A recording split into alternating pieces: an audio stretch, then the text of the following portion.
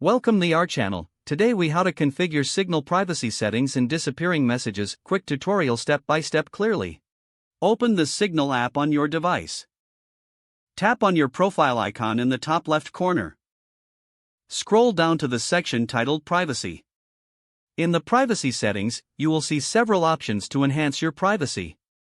To enable disappearing messages, tap on Disappearing Messages. Toggle the switch to turn this feature on. You can choose how long messages will last before they disappear. Select the time duration that best suits your needs. After selecting the duration, return to the main chat screen. Open a conversation for which you want to apply disappearing messages. Tap on the contact's name or group name at the top of the chat. Now, you'll see an option for disappearing messages. Make sure this option is enabled for that specific chat. To configure additional privacy settings, go back to the Privacy section.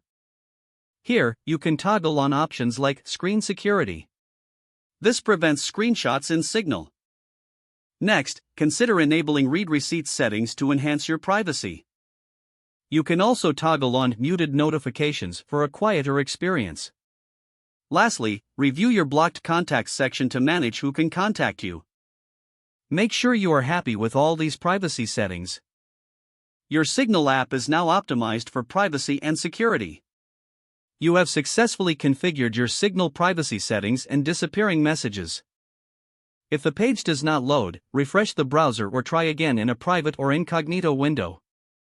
Make sure you are using the correct email address, then retype it carefully to avoid small typos.